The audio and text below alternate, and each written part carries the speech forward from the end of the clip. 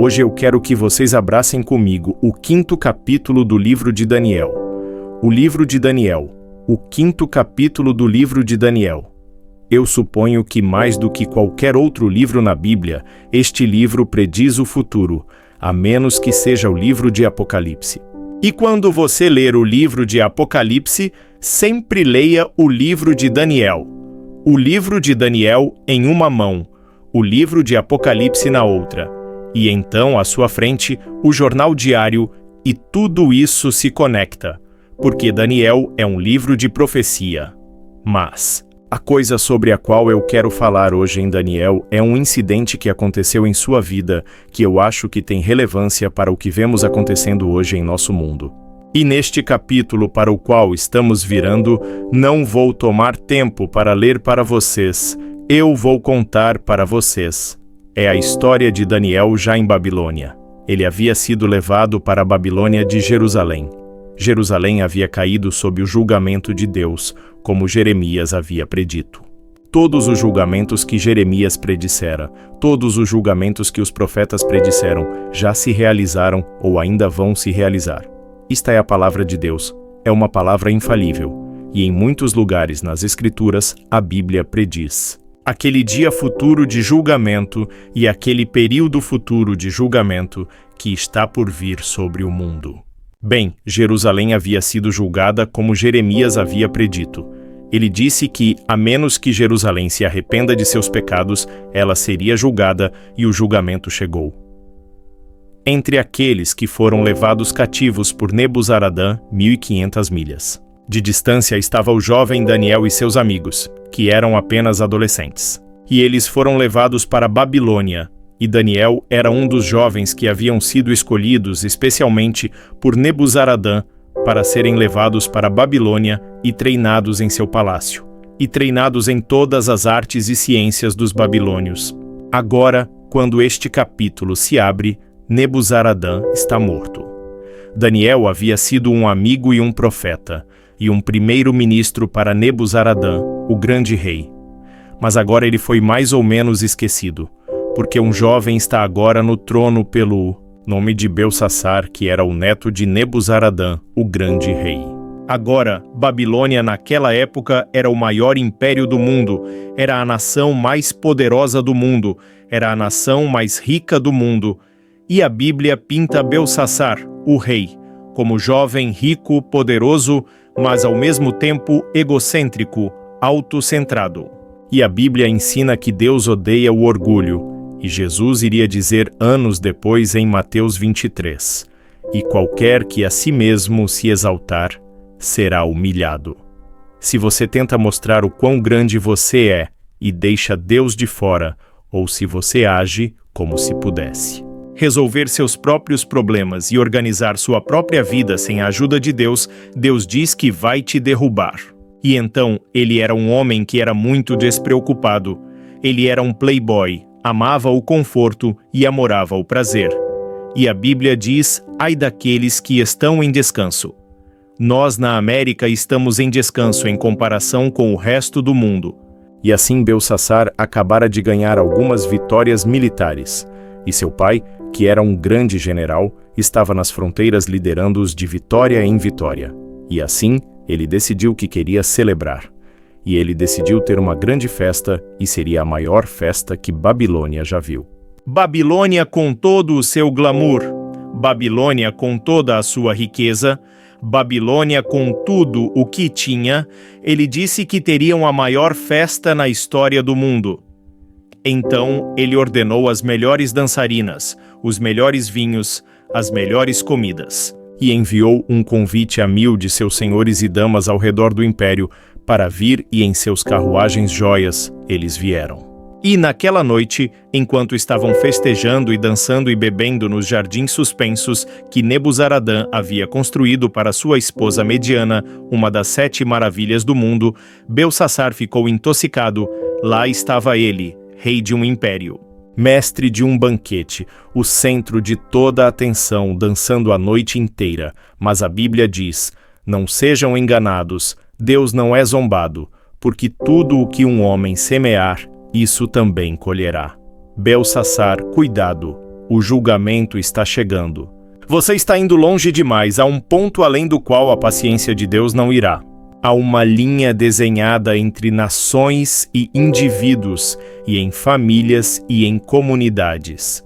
Jobe disse: os que lavram a iniquidade e sorvem a maldade colherão o mesmo. Continue lavrando sua iniquidade, continue sorvendo sua maldade, você vai colher isso um dia. Oséias disse: porque eles semearam para o vento e colherão um tornado. Jeremias disse: eles semearam trigo, mas colherão espinhos. E assim, no meio deste banquete, Belsassar estava dançando com uma garota jovem, sexy e bonita, e de repente, todos ficaram quietos. Você podia ouvir um alfinete cair. Seu rosto ficou branco. A Bíblia diz que ele começou a tremer, porque na parede, uma mão sem braços começou a escrever. E todos sentaram tremendo, se perguntando o que era isso, que coisa estranha era essa. E Belsassar tentou ler. Ele não conseguiu ler a mensagem. Então ele disse: chamem os astrológios e os adivinhos e os caldeus, chamem os magos, chamem todas as pessoas que podem ler esse tipo de coisa. E eles vieram, eles não conseguiram ler. Belsassar ficou ainda mais assustado, a escrita estava ficando mais clara e mais brilhante. As pessoas estavam assustadas, e sua mãe ouviu sobre isso, e sua mãe, incidentalmente, não estava na festa. Mas ela veio e disse: filho, o que é isso que eu ouvi sobre uma escrita estranha? E ele apontou para a parede. Ela disse: eu conheço um homem que pode ler essa escrita. Seu nome é Daniel. Ele é um grande profeta. Ele ajudou seu avô a interpretar sonhos. Ele foi primeiro-ministro sob seu avô. Ele está vivendo em uma espécie de semi-aposentadoria. Talvez você não o conheça. Daniel não estava na festa, mas eles mandaram buscá-lo. Ele veio e Belsassar disse: Daniel, você vê essa escrita? Se você ler essa escrita, eu farei de você o terceiro governante no império. Eu colocarei uma corrente de ouro de autoridade ao redor do seu pescoço e colocarei roupas reais em você, e você será um membro da família real, ao meu lado. Daniel olhou para a escrita e a reconheceu imediatamente. Era a caligrafia de seu pai. Era a caligrafia de Deus Pai. E ele havia estudado Deus e vivera com Deus todos esses anos e sabia que era a escrita de Deus. Ele disse: Belsassar, eu posso ler a escrita, mas guarde seus presentes, eu não os quero. Dê seus presentes para outro. Você veja, Belsassar, ó rei, você se exaltou contra o Senhor do céu, e eles trazeram os vasos da casa santa de Deus diante de ti, e você, e seus senhores, e suas mulheres, e suas concubinas beberam vinho neles. E Deus está ofendido, e tu louvaste os deuses de ouro e prata e bronze e ferro e madeira e pedra, que não veem e não ouvem e não sabem. E o Deus em cujas mãos está o teu fôlego, e em cujas mãos estão todos os teus caminhos, tu não glorificaste. Sim, Belsassar, eu vou ler.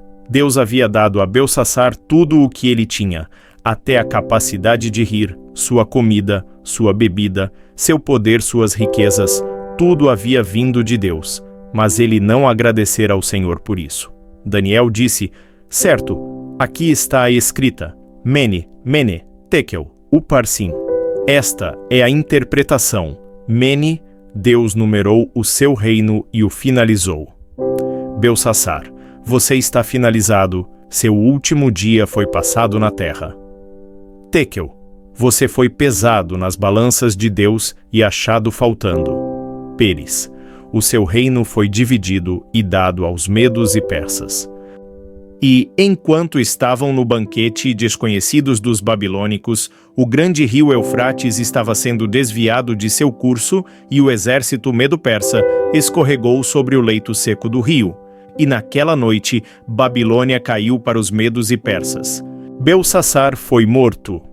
Daniel permaneceu e se tornou primeiro-ministro no próximo império. Ambos os impérios o respeitaram por sua sabedoria e sua fé e seu propósito, e sua piedade. Deus está escrevendo na parede da América esta noite. A palavra Mene também significa lembrado. Deus se lembra. Deus se lembra de nossos pecados. Deus vê nossa pornografia, Ele vê nossos filmes obscenos e vê esses novos filmes que estão saindo fazendo piada de Jesus Cristo. Ele vê nossa mentira e nossa trapaça e nossa corrupção, que vai por toda a nossa sociedade. Ele vê tudo e as Escrituras dizem: tenha certeza que seu pecado o encontrará. Mas ele se lembra de algo mais também. Não é tarde demais. Deus se lembra de esquecer. Quando qualquer grupo de pessoas, qualquer nação, se arrepender de seus pecados e se volta para o Senhor, Ele perdoará seus pecados e sarará a terra. Essa é a promessa do Senhor. Segundo ele diz: tu foste pesado nas balanças e achado faltando. As Escrituras dizem: tu pesas os caminhos dos justos. O Senhor diz: pelas ações de Deus são pesadas. Todos os caminhos de um homem são claros em seus próprios olhos, mas o Senhor pesa o espírito. A nação, o mundo esta noite está sendo pesado. Você está sendo pesado nas balanças de Deus.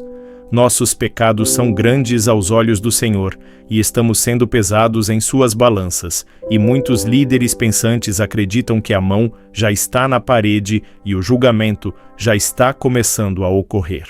Mas Deus nos pesa como indivíduos. O que Ele vai nos pesar por? O que está do outro lado das balanças? Você veja, aqui estão as balanças, aqui está você, e aqui está o que Deus usa para te pesar. Primeiro, Ele vai te pesar pelos 10 mandamentos. Como você se sai com os 10 mandamentos? Não terás outros deuses diante de mim. Não tomarás o nome do Senhor teu Deus em vão. Não cometerás adultério. Não roubarás. Não mentirás. Não matarás. Todos estes estão nos 10 mandamentos e a Bíblia diz que se ofenderem um ponto, somos culpados de todos. Se você quebrou um mandamento uma vez em sua vida, é o mesmo que quebrar todos eles.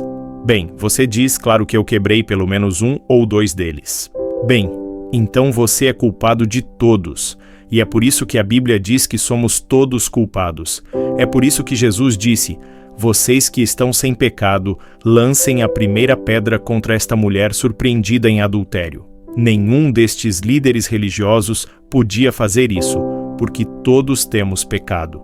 Todos pecaram e ficaram aquém da glória de Deus, e todos estão sob o julgamento de Deus. Então não somente vamos ser pesados pelos 10 mandamentos, mas vamos ser pesados pela lei do amor. Mateus 22, Jesus disse: amarás o Senhor teu Deus com todo o teu coração e com toda a tua alma e com todo o teu entendimento. Este é o primeiro e grande mandamento. E o segundo é semelhante a este: amarás o teu próximo como a ti mesmo. Nessas 2 ordens, disse Jesus, pendura-se toda a lei e os profetas. Está tudo resumido no amor. Você ama o Senhor seu Deus com todo o seu coração, com todo o seu entendimento, com toda a sua alma. E você ama seu próximo? Agora seu próximo significa qualquer um que está em necessidade. Jesus ensinou isso na parábola do bom samaritano. Qualquer um que está em necessidade. Você ama esse próximo tanto quanto ama a si mesmo. É o que Jesus disse. Vamos ser pesados por essa lei. Terceiro, vamos ser pesados pela pessoa de Jesus Cristo. A Bíblia diz em Salmos 89, porque quem no céu pode ser comparado ao Senhor? Quem entre os filhos dos poderosos pode ser igualado ao Senhor? Isaías disse, a quem me farão semelhante? E me farão igual e me compararão, para que sejam como eu. Deus diz, sede santos, porque eu sou santo. Agora, Jesus Cristo foi o único justo e o único santo homem que já viveu. Nós chamamos algumas pessoas na Índia de homens santos, mas Jesus foi o único verdadeiramente santo homem da história. E se não vivermos como Jesus e não vivermos tão bons quanto Jesus, então ficamos aquém do requerimento de Deus e da expectativa de Deus. Você diz, Billy, quem no mundo pode viver como Jesus? Ninguém. É por isso que todos vocês têm que dizer que sou um pecador. Deus vai nos pesar por Cristo. Ele vai nos pesar pelos 10 mandamentos. Ele vai nos pesar pela lei do amor, mas Ele também vai nos pesar pelos nossos trabalhos. Aqueles pecados de omissão dos quais você nem era consciente. Em Mateus 25, Jesus nos lembra: porque eu tive fome, e vocês não me deram de comer. Eu tive sede, vocês não me deram nada para beber. Eu era estrangeiro, e vocês não me receberam. Eu estava nu e vocês não me vestiram. Eu estava doente e na prisão, e vocês nunca me visitaram. Mas as pessoas dirão: Senhor, onde te vimos nu e doente e na prisão e com sede?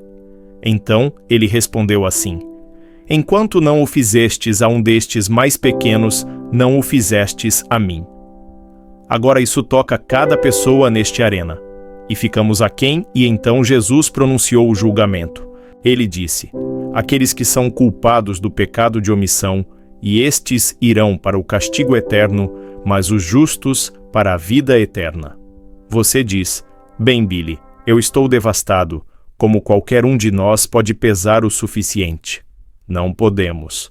Jesus disse em Apocalipse 3, eu conheço as tuas obras, que não és nem quente nem frio, eu preferiria que fosses quente ou frio, então, porque és mornidão, eu vou te vomitar fora da minha boca. Ele disse, escute, haverá muitas pessoas que perderão o céu que você pensa que estarão lá. E então, quinto, ele vai nos pesar pelas nossas oportunidades. Pelas nossas oportunidades. Ao quem muito foi dado, muito será exigido, ele disse. Pense em viver na América com todas as suas vantagens. Uma igreja em quase toda a esquina, uma Bíblia em quase todo quarto de hotel. Milhões de Bíblias disponíveis, o Evangelho pelo rádio e televisão. Pense em viver aqui. Ele vai nos julgar pelas oportunidades que tivemos. Pense na literatura cristã que está disponível nas livrarias e nós não aproveitamos. Ao quem muito foi dado, muito será exigido. Você diz, bem, Billy, até nesse ponto eu não consigo. Não, mas a glória de tudo isso é que há um evangelho. E o evangelho é boas notícias para pessoas como você que estão sentadas dizendo, bem, eu sou culpado. As boas notícias são que Deus enviou seu Filho Jesus Cristo para a cruz para morrer por você. E Deus tomou aqueles seus pecados e aqueles seus fracassos e os colocou sobre Cristo. Ele se tornou pecado por nós. Agora ele disse que os justos e os righteous irão para o céu, como eu vou ter uma justiça e uma retidão próprias quando não tenho nenhuma. Eu sou um pecador. Eu não peso o suficiente para chegar ao céu. Mas na cruz, Cristo proveu uma justiça para mim. Ele proveu uma retidão para mim que eu não tinha. E eu sou aceito por Deus. Esta noite não porque eu fui bom, ou porque li a Bíblia, ou porque preguei. Para multidões de pessoas, eu sou aceito por causa de Cristo. Eu sou aceito no amado por causa dele. Esse é o seu privilégio neste momento. Você pode apropriar-se do que Cristo fez na cruz para você agora mesmo, e você pode sair daqui pesando o suficiente para chegar ao céu, pesando o suficiente para ter seus pecados perdoados. Pesando o suficiente para viver uma nova vida. Tu foste pesado nas balanças de Deus e achado faltando. Você é achado faltando? A última palavra aqui é uparsim. Dividido teu reino é dividido. Deus disse, Belsassar, eu estou tirando. Teu reino de você está finalizado. O julgamento chegou, é tarde demais. Deus vai dizer isso para você? O julgamento chegou. É tarde demais. Eu conheço pessoas que sabem disso, e aceitam isso, e acreditam nisso, e só seguem dançando alegremente seu caminho para o inferno. Elas são como o rato que foi pego na armadilha, que ainda está roendo o queijo depois de ser pego. Você ainda está roendo a isca do diabo. E você já está morto no que diz respeito à eternidade. Eu acredito que esta cruzada foi realizada na hora certa e na providência de Deus no momento certo na história de muitas de suas vidas. As pessoas oraram por você, as pessoas trabalharam, as pessoas deram para tornar isso possível. E agora este é o seu momento com Deus para recebê-lo em seu coração, para ter certeza de que você pesa o suficiente. Não, eu não estarei no julgamento. Não há, portanto, agora nenhuma condenação para os que estão em Cristo Jesus. Eu não verei você lá. O julgamento que eu mereço foi tomado por Jesus Cristo na cruz, e eu aceitei o que ele fez, mesmo que parecesse tola e um pouco ridícula. Para mim, vir à frente naquela noite e dizer sim a Jesus Cristo na frente de todas aquelas pessoas. Eu fiz isso, e eu vou pedir a você em um momento para se levantar de seu assento e vir à frente e ficar em frente a esta plataforma e dizer ao vir, eu quero Cristo em meu coração. Depois que você vier, eu vou dizer uma palavra para você e ter uma oração com você e dar-lhe alguma literatura. E você pode voltar e se juntar aos seus amigos.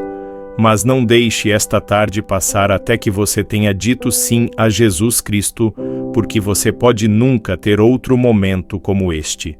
Isto pode ser o último momento que você terá. Agora é o momento. Você se levanta e vem. Com centenas de pessoas que vieram esta semana passada, até milhares, você vem e se junta a eles e diz hoje, eu quero que Cristo perdoe meus pecados, eu quero saber que estou indo para o céu, eu quero pesar o suficiente. Quando eu tiver que ser pesado nas grandes balanças de Deus no grande julgamento. Se você vier da galeria superior lá em cima, levará uns minutos para vir. Então venha agora rapidamente, de todos os lugares, centenas de vocês. Deus está falando com você. Você pode estar no coro, você pode ser um usher. Quem quer que seja, você se levanta e vem. Nós vamos esperar.